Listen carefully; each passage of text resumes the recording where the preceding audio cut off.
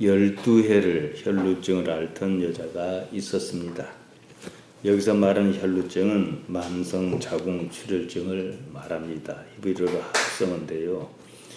여자는 많은 의원을 찾았습니다. 병이 낫기는커녕 괴로움을 받았다고 합니다. 가지고 있던 것만 다 허비했습니다. 병은 오히려 더 심하였습니다. 방법이 없었어요. 그러던 중 예수님에 대한 소문을 들었습니다. 무리 가운데 섞여 예수님 뒤로 와서 예수님의 옷에 손을 댔습니다. 그 이유를 성경은 이렇게 말합니다. 마가복음 5장 28절입니다. 이는 내가 그의 옷에만 손을 대어도 구원을 얻으리라 하밀러라. 여자 혼자 자신의 생각으로 그랬다 그 말입니다. 신기하게도 그 일로 혈루 근원이 곧 마르고 병이 나았다고 성경은 말합니다. 예수님께서는 그제서야 누가 내 옷에 손을 대었느냐 하셨습니다. 여자의 병이 나은 줄 아시고 그렇게 말씀하셨습니다. 여자의 병이 나은 이후에 그러셨다는 거예요. 이것이 무엇을 말합니까? 여자의 병이 낫는 일에 예수님께서 능동적으로 개입하시지 않았다 이거예요. 한마디로 예수님께서 고쳐주시지 않았다 이겁니다. 여자 역시도 예수님의 어떤 행위를 구하지 않았습니다. 상대가 어려우니까 그랬을 수도 있겠고 거절당할까 싶어 그랬을 수도 있겠습니다만은요. 아무튼 예수님의 옷에만 손을 대어도 병이 낫겠다 생각했고 그렇게 나왔습니다. 우리식으로 얘기하면은 예배당에만 나오면 문제가 해결되겠다. 그것과 같다 하겠습니다. 예수님의 동의가 없었습니다. 자기 혼자만의 생각으로 그랬습니다. 사실이 밝혀졌어요. 유다는 자기에게 이루어진 일을 알고 두려워하여 떨며 예수님 앞에 엎드려 모든 사실을 말했습니다. 이에 예수께서 여자에게 말씀하셨습니다. 마가복음 5장 34절입니다. 따라 내 믿음이 너를 구원하였으니 평안히 가라. 내가 내 병에서 놓여 건강할지어다. 이 이야기는 우리를 혼란스럽게 합니다. 게다가 예수님께서는 여자에게 내 믿음이 너를 구원하였다 이러신 거예요. 지난 시간에 보았습니다만 우리 신약 성경에서 모든 믿음은 신앙을 뜻하는 피스디스입니다. 그 말이 그 말이겠습니다만은 의미는 어쨌든 신앙으로 이해하는 게 옳습니다. 구원하다 말 소조 좋다 이 뜻입니다. 굿이에요. 우리가 흔히 생각하는 구원 그런 거 아니에요. 종교적 의미의 구원 아니에요. 모든 구원은 그냥 그렇게 써요. 성경에서는요. 병으로부터 구원, 병이 낫는 일을 말합니다. 여자는 예수님의 옷에만 손을 대어도 병이 낫겠다 생각했습니다. 예수님께서 병을 고쳐주시지 않았다는 사실입니다. 여자의 믿음, 신뢰는 일단 예수님의 옷이에요. 무엇보다도 그 일에는 예수님의 동의가 없었습니다. 예수님께서는 병이 낫는 능력이 당신에게서 나간 줄을 스스로 아셨다고 마가는 전합니다. 여자의 병이 낫는 과정에 예수님께서 능동적으로 개입하지 않으셨다는 거예요. 능력의 주체는 일단 예수님의 옷이었습니다. 상당히 혼란스럽습니다. 예수님께서 여자의 행위를 인정하셨다는 사실이 더 혼란스럽습니다. 다시 정리하면요. 예수님께서는 여자의 병을 고쳐주시지 않았습니다. 다만 그런 일이 있었다고 동시든 나중이든 예수님께서 아셨을 뿐입니다. 우리가 흔히 생각하는 믿음의 능력은요. 예수님의 의지여야 해요. 여자의 경우에는 그것이 아니었습니다. 그렇다면 굳이 예수님이 할 이유가 있는가 싶기도 합니다. 더구나 이 지역은 전부 하나님을 신앙하는 사람들이란 말이에요. 단지 자기 믿음만으로 무엇이나 가능하다면요. 부처님이면 어떻고 삼신 할머니면 어떻고 무슨 상관이겠는가 이 말입니다. 옷은 아무리 혐이 있어도 신앙의 대상일 수는 없습니다. 더구나 우리에게는 반드시 예수님이어야 한다는 명제가 있습니다. 예수님 방식이어야 합니다. 그렇다면 이 이야기는 우리에게 무엇을 말하는가? 이것을 생각해야 합니다.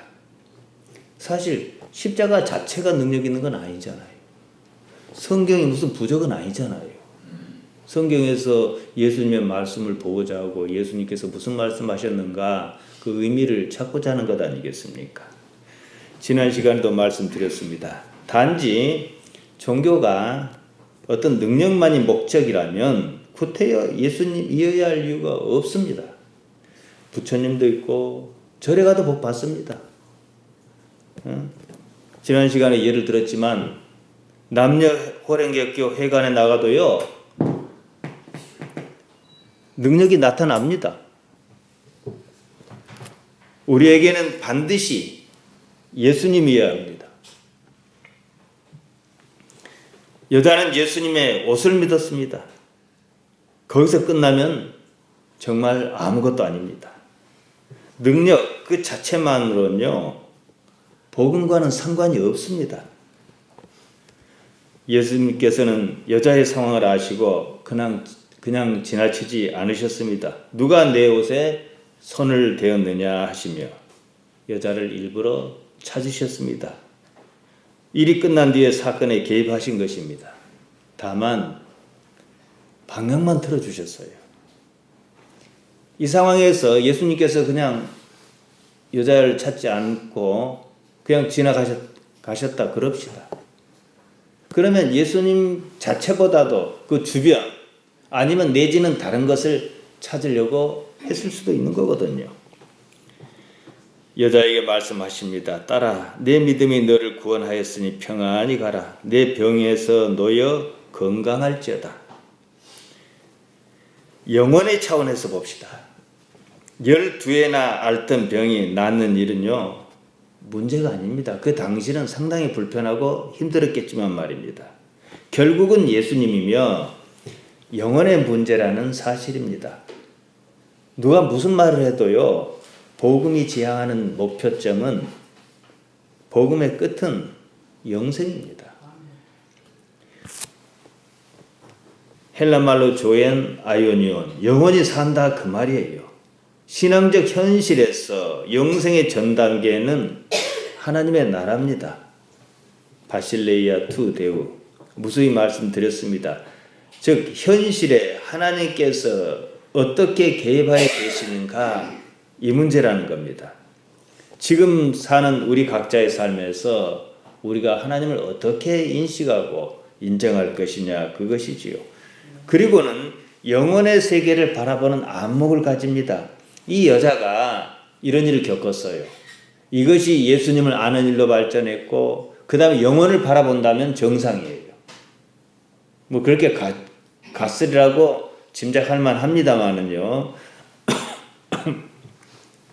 따라서 영생은요. 예수님으로 말미암아 지금 실현해야 해요. 지금 하나님께서 내 삶에 개입하여 계신가 계시지 않는가 이것을 아는 문제예요. 영원한 생명이 어떻게 가능한지 교회는 관심을 가져야 합니다. 요한복음 3장 16절은 복음 중에 복음이라고 주일학교 때마다 아이들에게 가르칩니다.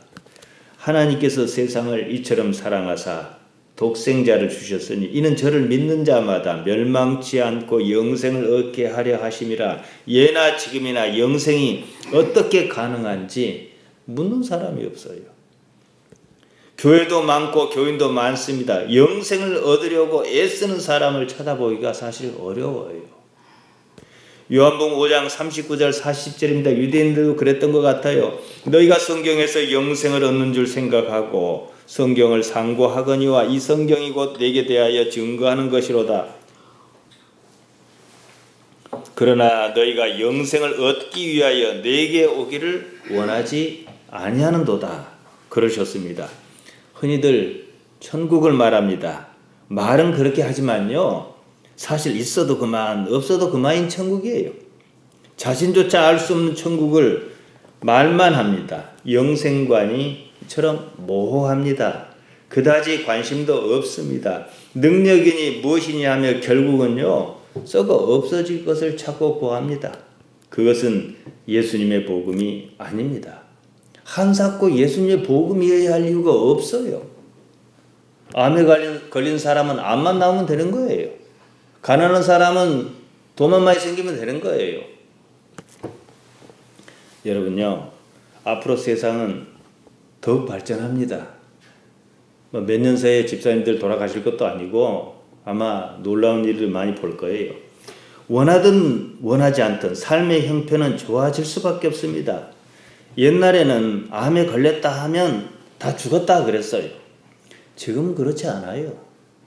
지금 암은 옛날 암과 다르냐? 그건 아니에요. 기술이 그만큼 좋아진 거예요. 현실적으로요, 지금 놀고 먹는 시대예요. 나라에서 돈 줍니다.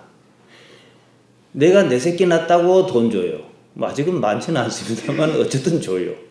나이 들었다고 돈 줘요. 어느 시대가 지금처럼 그랬습니까? 앞으로는 더 그럴 거예요. 세계 각국 나라마다 기본급여라고 해서 일 안 해도 스위스 같은 데도 70만 원, 핀란드나 이런 데 70만 원 주자하고 아직은 통과를 못했지만은 앞으로는 그런 시대예요. 병이 걸렸습니다. 이런 상황에서요, 병이 걸렸어요. 예전처럼 믿습니다 하고 기도원 올라가지 않아요. 어디 가요? 병원 갑니다. 욕심을 부리지 않는다면 살 수 있어요. 이런 시대에 복, 돈과 건강, 복음의 전파 매개체로서 그런 것은 가치가 없습니다. 물론 더 큰 복을 얻기 위해서 신앙이 필요하다고 생각하는 사람이 없지는 않을 겁니다. 그조차도 복음이 말하는 영원한 생명과는 아무런 상관이 없어요. 그런 점에서 오늘날 복음 전하기는 좀 어려워요. 지금 이 시점에서 우리는 보다 근본적인 문제를 다뤄야 하는 거예요. 영혼의 세계에서 나라는 존재의 위치는 어디인가? 또한 영생이 어떤 방식으로 내게 가능한가? 그리고 영생이 이 땅에서의 삶과 어떤 관계가 있는가? 어떻게 영생을 우리는 발견할 수 있는가? 그것은 예수님 말씀과 어찌 관계를 맺고 있는가 하고 말입니다.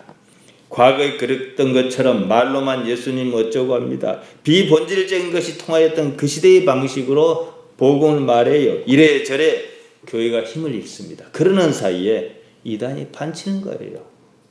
이단을 보세요. 그들의 교리가 물론 문제가 있고 동의할 수 없어요. 잘못됐어요. 하지만은 그냥 그대로 보면 신령하잖아요. 그래서 가는 거예요. 교회는 교인대로 성경이 말하는 복음이 아닌데 더 재미를 붙입니다. 말이 신앙이지 교회는 사실 정기적으로 누군가를 만나는 사교 활동을 벌이는데 그런 데란 말이에요. 세상은 빠르게 변합니다. 점점 더 살기 좋아질 거예요. 기도 외에 다른 것으로는 이런 유가 나갈 수 없느니란 말씀이 통하지 않는 시대입니다. 벙어리 귀신 들린 아이가 있었어요. 어디서든 거꾸러지고 거품을 흘리며 이를 갈며 파리에 갔습니다. 아이 아버지는 예수님의 제자에게 귀신을 쫓아내달라고 부탁했어요. 능히 하지 못했습니다. 제자도 쫓아내고 싶었겠지요. 능력이 달렸어요. 예수님께서 아이 아버지는 말을 듣고 이렇게 말씀하십니다. 마가복음 9장 19절입니다.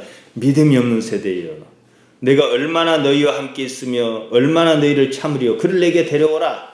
누가 보더라도 책망입니다. 그리고 아이를 고쳐주셨어요. 일이 있은 후에 제자는 예수님께 여쭙니다. 마가복음 9장 28절입니다. 집에 들어가심에 제자들이 종용이 묻자오되 우리는 어찌하여 능히 그 귀신을 쫓아내지 못하였나이까? 예수님께서 답변하셨습니다.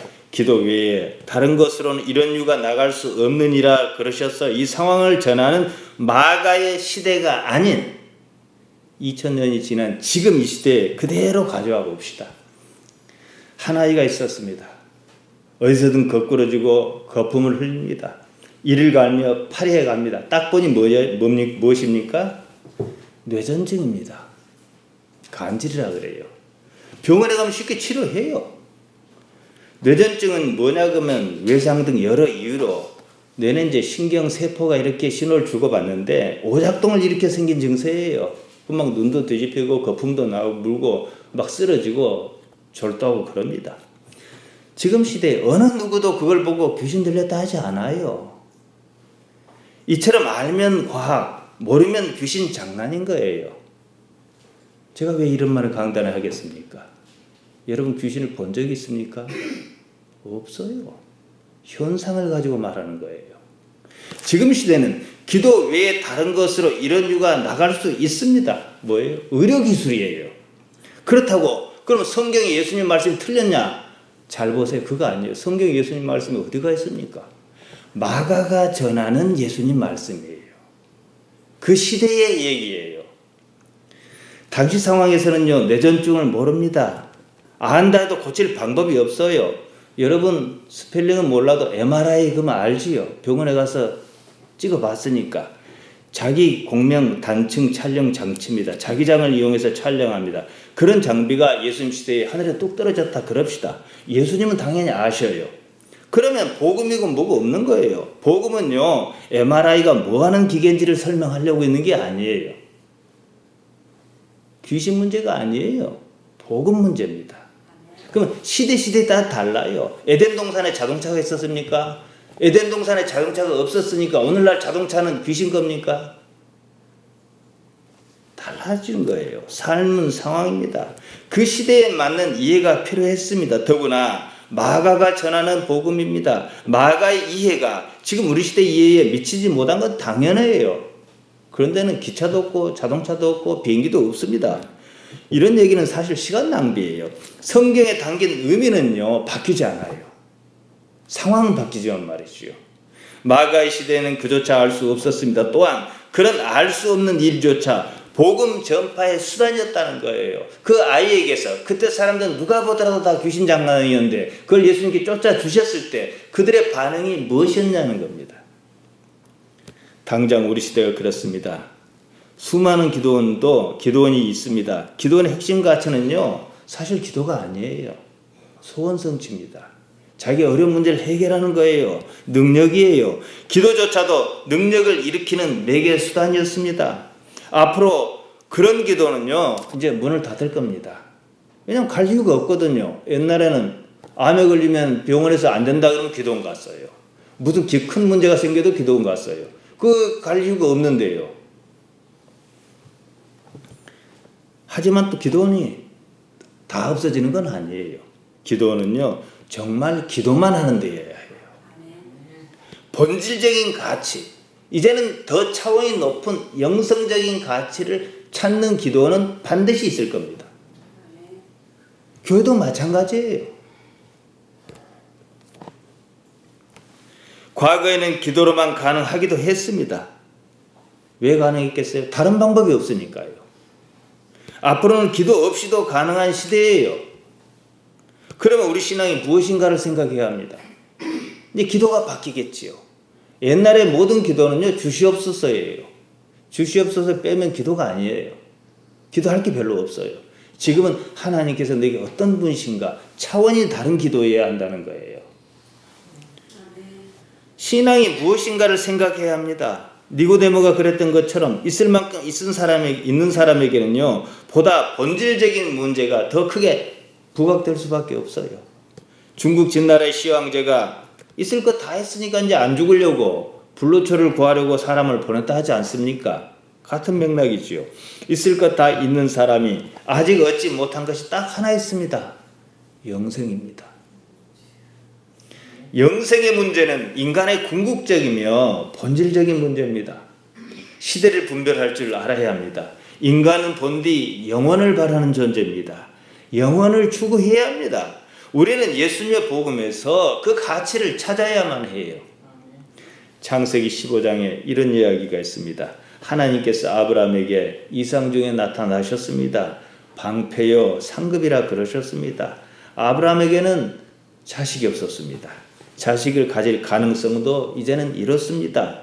하여 다메섹에서 데리고 온 엘리에셀을 후사로 삼겠습니다. 라고 말씀드렸습니다. 엘리에셀은 정말로 충직한 종이었습니다.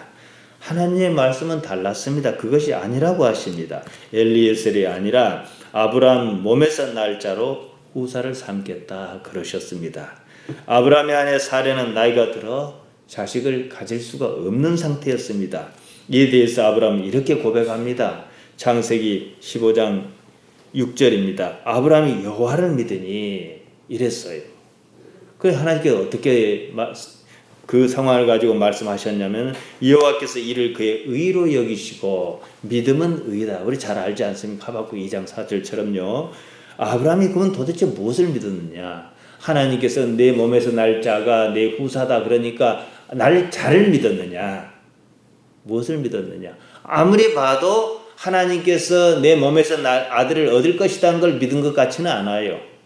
왠지 아십니까? 창세기 16장에 보면은 아내 사라 살해하고 하갈이라고 하는 애굽에서 데려온 여종이 있는데 그에게서 손을 보자 서로 합의를 했거든요. 그래서 이스마엘을 낳았거든요. 생각해 보십시오. 하나님의 말씀을 그대로 액면 그대로 믿었다면 왜 그렇게 해요? 그러니까 창세기 15장 6절의 기록 아브라함이 여호와를 믿음이라는 성경 기록을 어떻게 이해해야 하는가? 이 문제가 있습니다. 아브라함이 믿은 것은 하나님의 말씀대로 이삭을 얻을 것이라는 사실이 아니었다는 거예요. 그런저런 말씀하시는 그냥 하나님 자신이었어요. 아들이 아니었습니다. 아직 믿음이 그 수준은 아니었어요. 믿으니 믿다. 히브리 말로 아멘입니다. 여러분 예배 기도할 때 아멘 하죠? 다 같은 말이에요. 기본 어근은 세우다, 지탱하다 이런 뜻이고요. 상징적으로 신뢰하다, 확고하다, 확고하게 하다 이런 정도로 쓰입니다. 그러니까 아브라함이 여호와를 믿으니 하는 말은 하나님께서 아브라함에게 자식을 죽이시겠다는 그 말씀을 믿어서 의로 여겼다는 뜻이 아닙니다. 말씀드렸습니다만은 그 말씀을 그대로 믿었다면 이들 부부가 하갈에게서 아들을 보겠다고 이를 꾸미지는 않았을 것 아니겠습니까? 아브라함은 그렇게 말씀하시는 하나님을 의지하였습니다. 하나님의 모든 말씀을 믿는 수준에는 이르지 못했어요. 여전히 지금 나이가 많이 들었는데 아들을 어떻게 얻겠는가? 한 귀로 듣고 한 귀로 흘렸든지 어쨌든지 그랬습니다. 그런 과정을 우리 여러분도 거치지 않았습니까? 장성한 이제 어른으로 성장한 자식이 있어요. 부모가 자식에게 무슨 말해요? 자식은 부모 생각과는 달리 부모 말을 믿지 않습니다. 자기 자신을 믿어요. 부모가 신뢰감을 주지 못해서가 아닙니다. 자기 습관 때문입니다. 정확히는 부모가 한 말 자체를 믿느냐 마느냐는 것이 아니에요. 부모에 대한 자기 관념 체계를 믿습니다. 부모에 대한 자기 내부의 어떤 그림을 믿는 거예요. 이럴 때 부모로서는 답답함을 느낄 때가 있어요. 그러면서 자기가 한번 느껴봐야 알지 하고 이제 그때는 이제 말을 더 이상 안 해요. 아들에게 그러면 안 된다라고 말을 했다고 합시다. 아들은 모릅니다. 시간이 얼마 지난 후에 그때 아빠 말이 옳았어요 라고 합니다. 아버지로서는 그러면 안 된다고 하는 말하는 이 시점에서 나 좀 그때 아빠 말이 옳았어요 라고 말하는 상황이 보여요. 다 그런 건 물론 아니지만 말입니다. 그러니까 어쨌든 답답해요. 자기 스스로 느껴보는 수밖에 없습니다. 아버지로서는 듣지 않을 말인 줄 뻔히 알면서 나중 너무 많이 상처받을 일, 감당치 못할 일이 닥치지 않기를 바라는 마음으로 잔소리인 줄 알면서도 잔소리라고 여길 줄 뻔히 알면서도 그런 얘기 안 합니까? 세상을 살며 어느 정도 넘어지고 엎어진 후에 기억이 남아있다면 그때의 말이 무엇인지 압니다. 부모는 세상을 조금 더 앞서 산 사람이에요. 게다가 가족입니다. 거의 같은 길을 가본 흔하지 않은 사람이에요. 부모로서는 너무나 뻔한 일이어도 아들은 그걸 믿지 않아요. 여전히 자기가 옳다고 믿습니다. 그때는 약간씩은 겪어보는 것밖에는 없어요. 아이는 경우가 다르다고 말합니다. 하지만요, 근본적인 문제는 똑같아요. 사람에게는 누구나 그런 습성이 있어요. 사실 그런 습성이 없으면 사람이라고 하지 못할 수도 있을지 모르겠어요. 오히려 그런 습성에 묻히지 말고 뛰어넘어 이용하고 활용할 줄 아는 사람이라면 탁월한 사람입니다. 아브라함도 마찬가지입니다. 하나님께서는 아브라함에게 대를 잇는 아들을 주시겠다고 분명히 말씀하셨습니다. 엘리에셀 아니라 그러셨어요. 내 몸에서 날짜라 그러셨습니다. 내 몸에서 날짜니까 하갈에게서 나면 되지 않느냐 이렇게 생각했을 수도 있어요. 그게 아니에요. 아브라함과 사례 둘 사이를 말한 겁니다. 아브라함은 그 말씀을 곧이곧대로 믿지 않은 것 같습니다. 살아온 세월이 안겨준 자기 내면의 습성을 믿었습니다. 그때 하나님은 큰 틀에서 의지하는 분이었습니다. 구체적으로 세상에 이런저런 하시는 말씀을 믿을 상대는 아니었다는 거지요. 그랬기 때문에 부부는 애굽에서 데리고 온 여종 하갈을 첩으로 맞아 후사를 보자 했던 거예요. 이스마엘을 낳았습니다. 오늘날까지 두고 후환이에요. 이슬람교. 아직 세월의 때가 벗겨지지 않았습니다. 나중에 가서 현실적으로는 불가능하다고 생각했던 아들 이삭을 얻고 난 후에는 분명 생각이 바뀌었을 겁니다. 이런 과정을 겪었어요. 하나님의 말씀은 그냥 그대로 들어도 괜찮겠구나. 오히려 그래야 하는구나.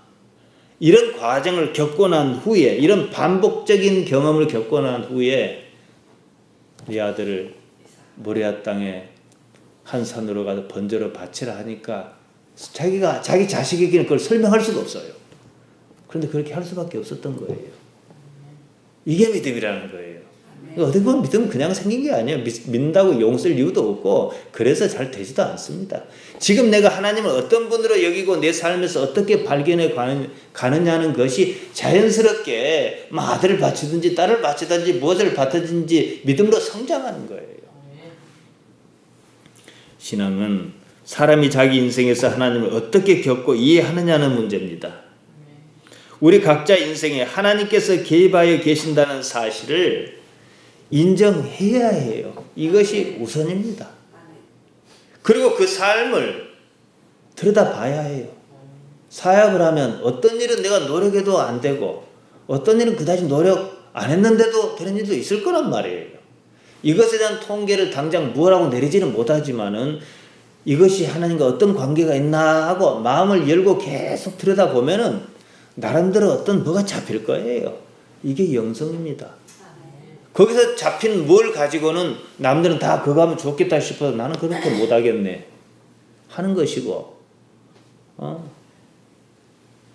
또 남은 안 한다 그래도 나는 그렇게 할 수 있는 뭐가 있을 것 아니겠습니까? 그 삶을 유심히 들여다보는 것이 정말로 중요합니다. 정말 그런가 하고 말입니다.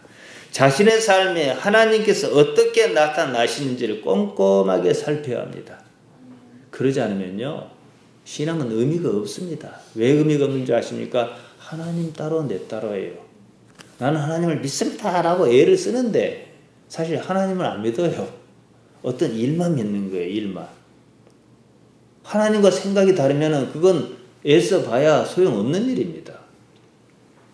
인생은 단순히 운명적으로 놓인 것이 아닙니다. 그냥 그렇게 살다 마는 것도 아닙니다.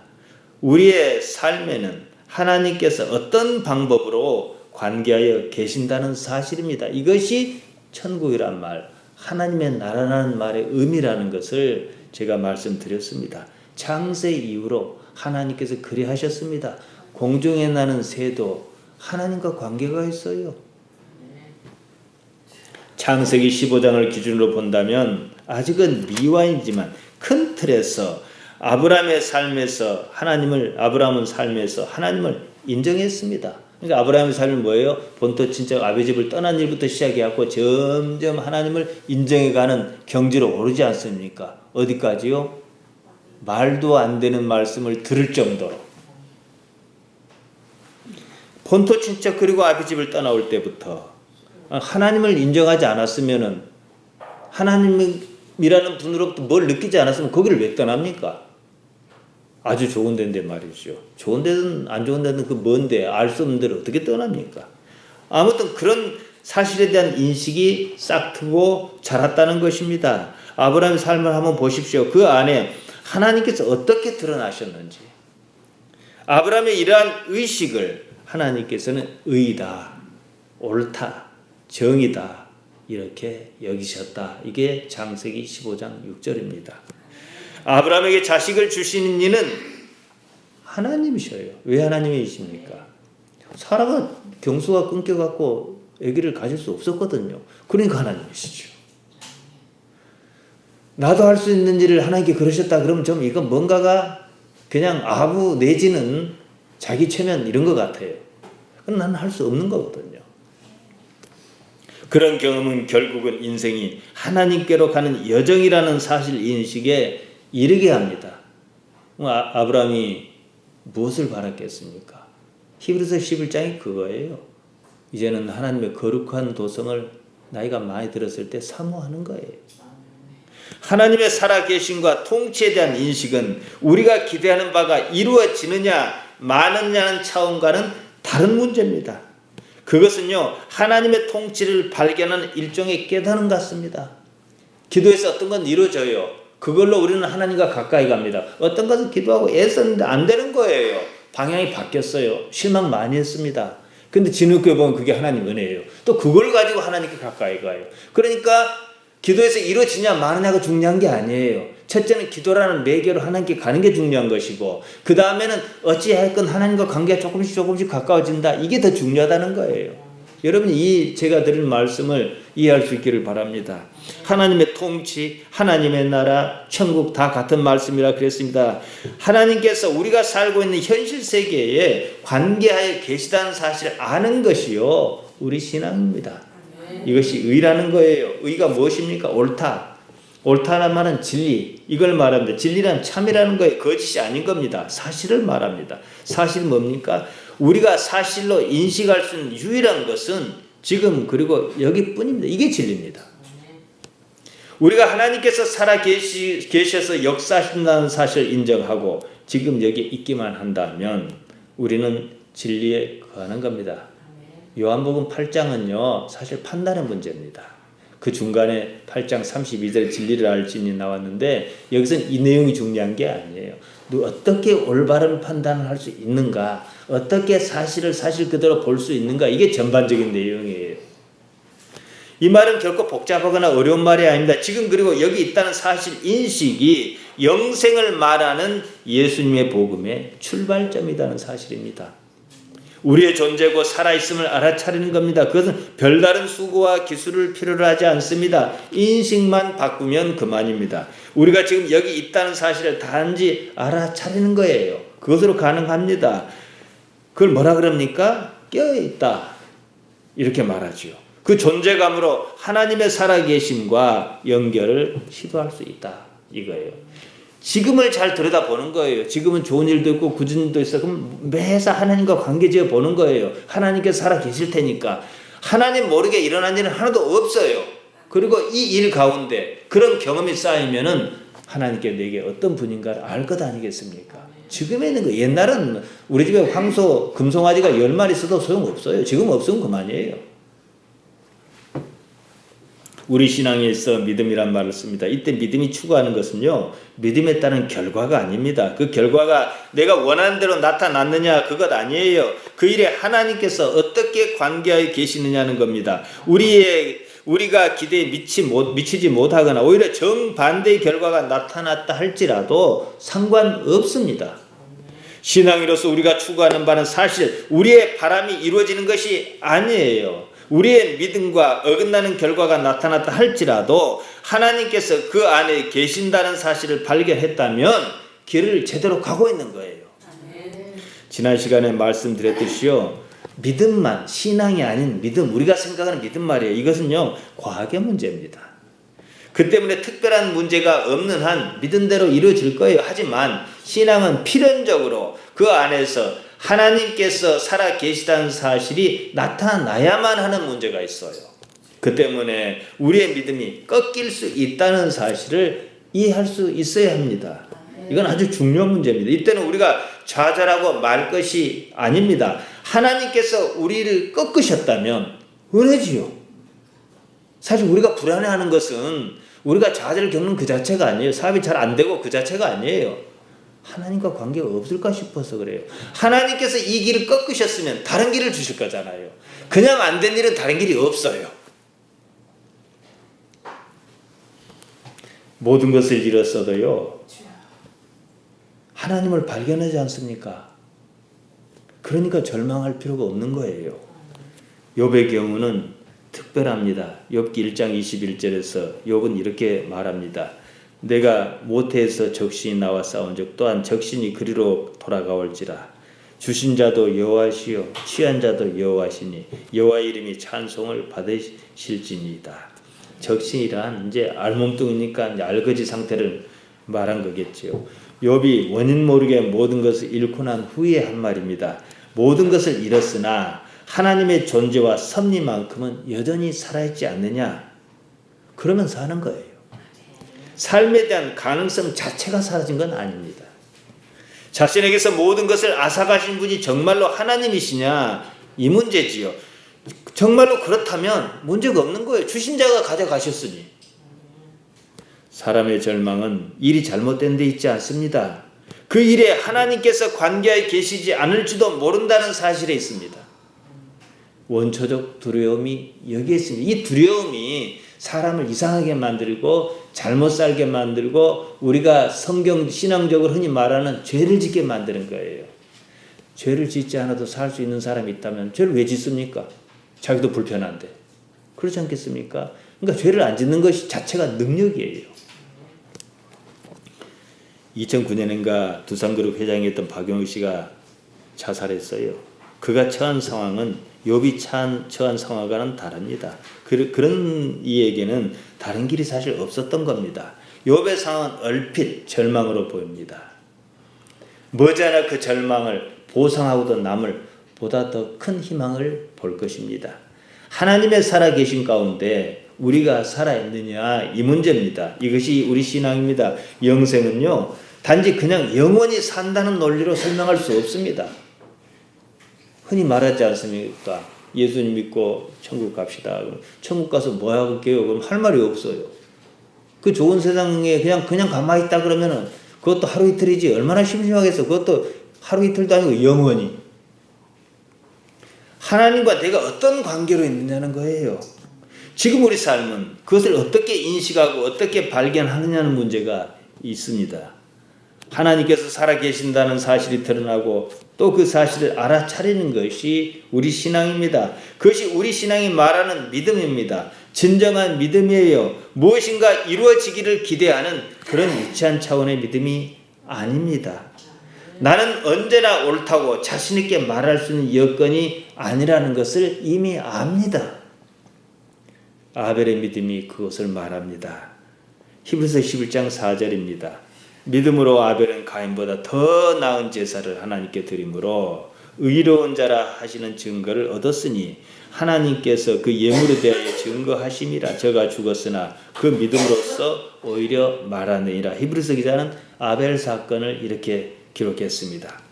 우리가 잘 알다시피 아벨은 가인에게 돌에 맞아 죽었지 않습니까? 아벨이 죽었다는 사실, 그것이 믿음이라는 거예요. 이 말을 다 줄여버리면 상식적으로 생각해 보세요.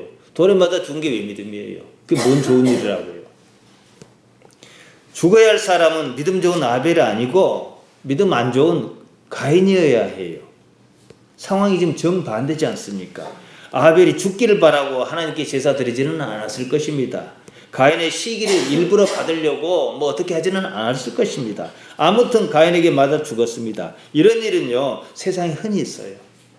그럴 뿐이에요. 여기서 말하는 믿음은 무엇이 잘 되는 그런 믿음을 말하지 않습니다. 교일로 어쩌다 죽은 일을 가지고 순결하고 뭐 야단하는 경우는 봤어도 아벨처럼 돌에 맞아 죽는 믿음을 심도 있게 얘기한 경우는 저는 들어보지 못했습니다. 아벨도 하나님께 제사 드리고 가인도 하나님께 제사 드렸습니다. 이것을 믿음의 제사와 믿음이 아닌 제사로 쉽게 구분하려는 경향이 있습니다. 그런 제사는 없습니다. 믿음이란 말은 보통 미래에 대한 기대를 반영합니다. 내가 이런 제사를 드리면 미래에 무엇이 이루어질 것이라는 기대를 믿음의 제사라고 하는 것 같습니다. 아벨이 그런 제사를 드렸다면 돌에 맞아 죽는 일은 없을 것입니다. 돌에 맞아 죽자고 제사 드릴 사람은 없으니까 말이에요. 성경에는요 아무튼 하나님께서 아벨의 제사를 받으시고 무슨 이유인지는 모르겠어요. 가인의 제사는 받지 않으셨다고 그만 얘기할 뿐이에요. 하나님께는 그럴 만한 뭐가 있겠지요. 그러니까 우리는 그걸 알 수가 없어요. 그런 이해는요 아무튼 숱한 오해를 불러일으킵니다. 믿음이 자기가 기대하는 것을 이루는 것에 치우쳐 있기 때문입니다. 이것이 지나치면은 하나님은 보이지 않고 믿음의 결과만 보입니다. 복이 그것입니다. 결과주의입니다. 그때 신앙의 대상은 하나님이 아니에요. 자기 자신입니다. 자기가 원하는 바입니다.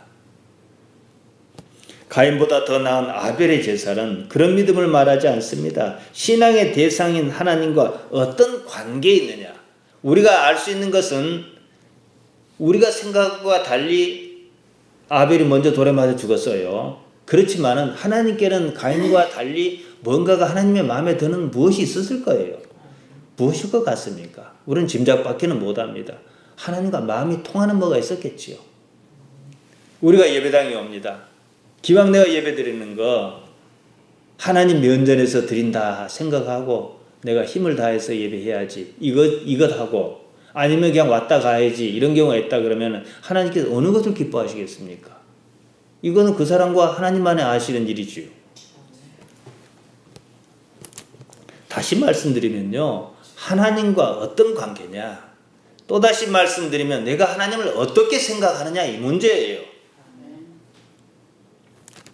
아벨이 죽었다 해요.